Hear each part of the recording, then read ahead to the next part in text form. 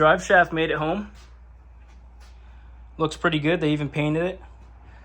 So this is basically a factory S10 driveshaft with the 488 flange on it, conversion U-joint. And then to make this work with my Turbo 400, because this is out of a 1-ton dump truck basically, I had to buy a decent Sunax yoke. I want to say it was like 140 bucks. Thing is awesome.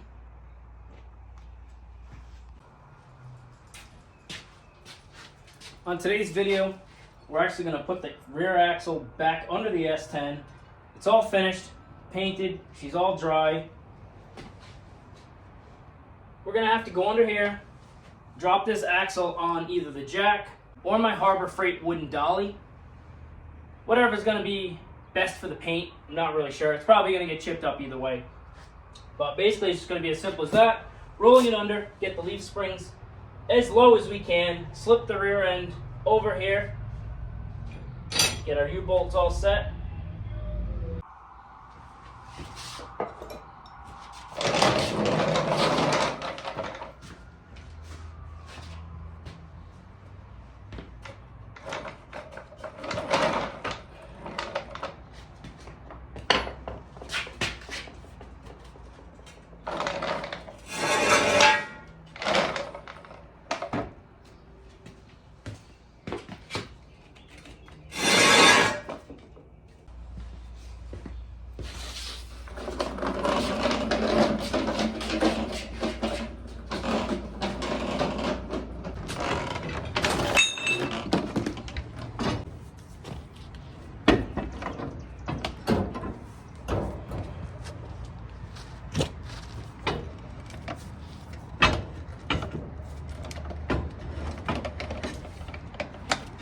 It's never fun doing this. I'm still not sure if this is going to be the best way. Yep, already chipped the paint, so that's great. Oh well, can touch that up. Such an awkward rear axle.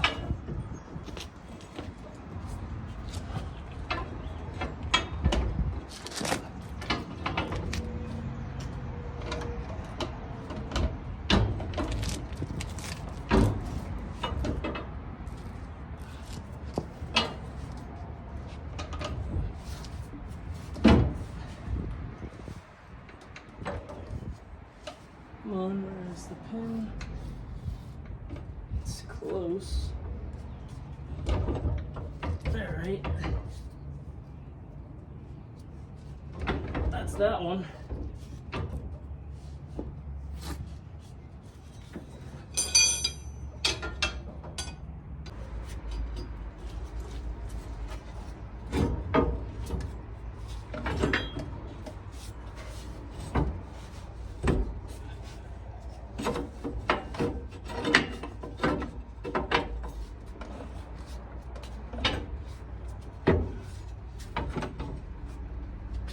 I'm gonna have to use the jack to hold up the leaf spring.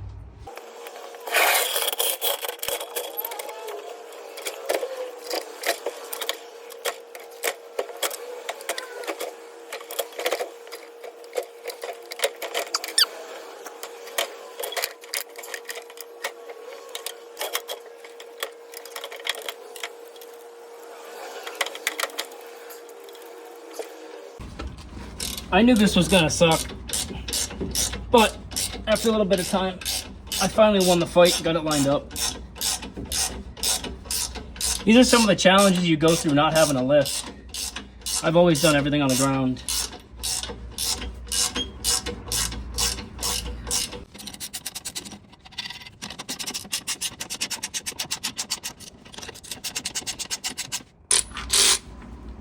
Ratcheting wrenches will save you some time, but cordless ratchet will save you even more.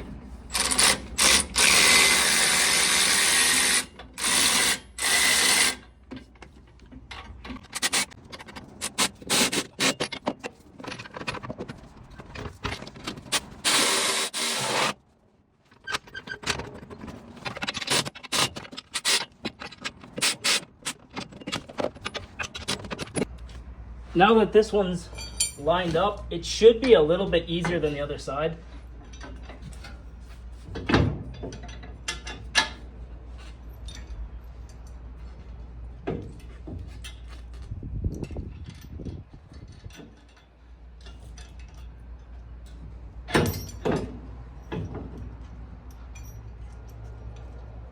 So I thought.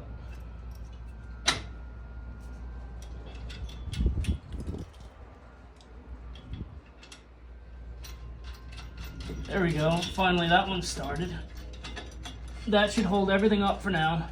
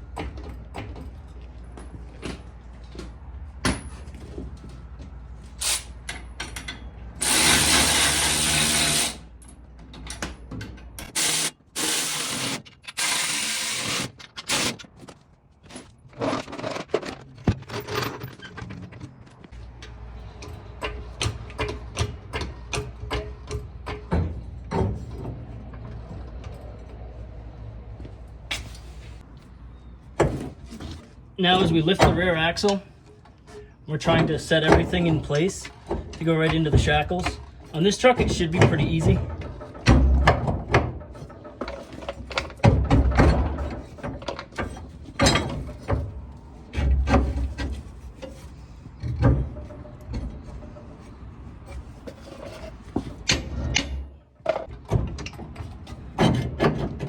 A little bit more. Perfect.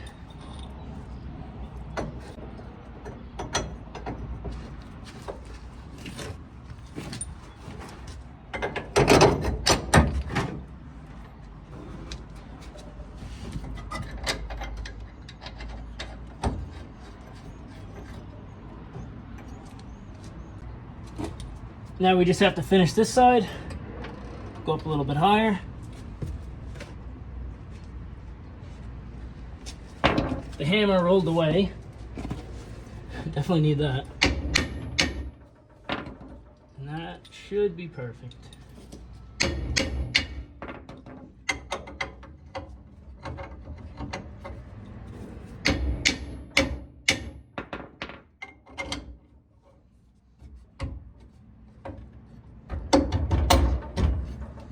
Hand is not really a hammer, but if it works.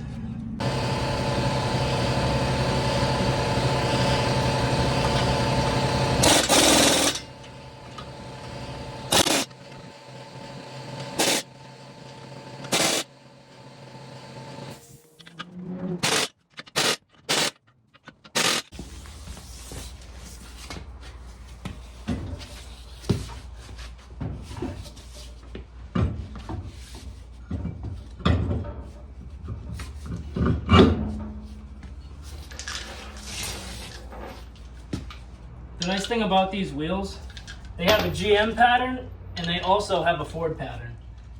So even though I'm running a Ford axle, it'll still work with these wheels.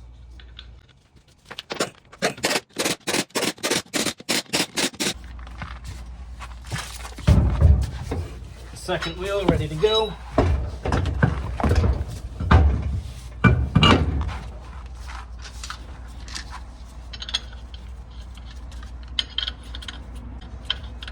I needed new lug nuts the other day. All I had to do was go to the store, find a factory Ford Ranger lug nut, buy 10 of them. She's good to go. I believe the rear end's out of a 96.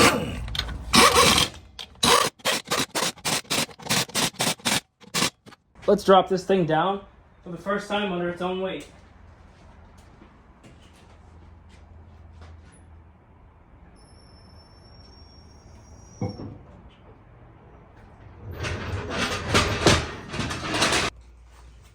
The front has a 3-inch lowering spring, and the back also has a 3-inch drop block.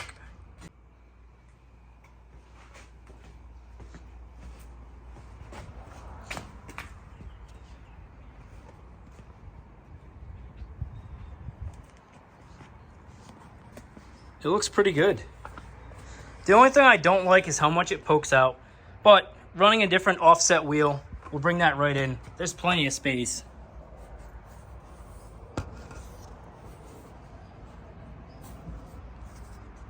Now that the rear axle's in, everything's tightened down and torqued up, it's time to put the shocks back on. Short ride to the store on the motorcycle for some much needed parts. The bolts for the rear axle flange and 1 K30 lug nut.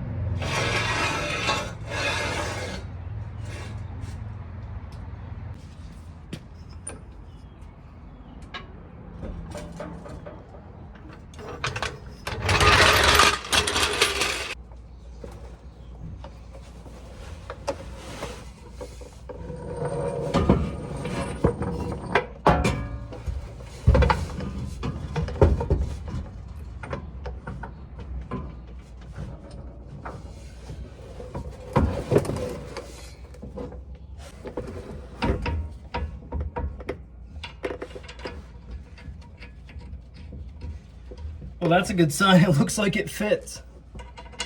I was kind of worried about this, but I took the measurements, brought it down, and they did a pretty good job. This fits great.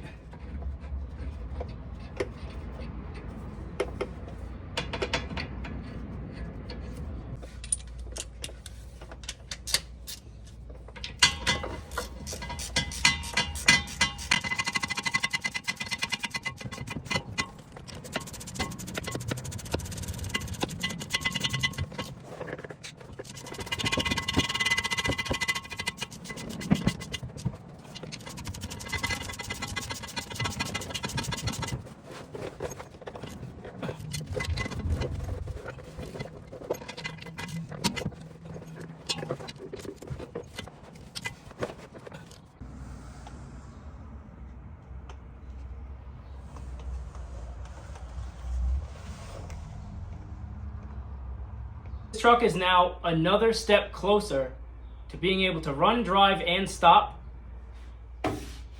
Bodywork will be next, and then paint. Once the truck's fully painted, we'll see what happens after that. Lots of plans for this truck. If you enjoyed the video, like, comment, share, subscribe. If you know someone that's interested in this kind of stuff, send it to them. Maybe they'll like it, maybe they won't. Either way, thank you. That's all the time I have for today. See you on the next one.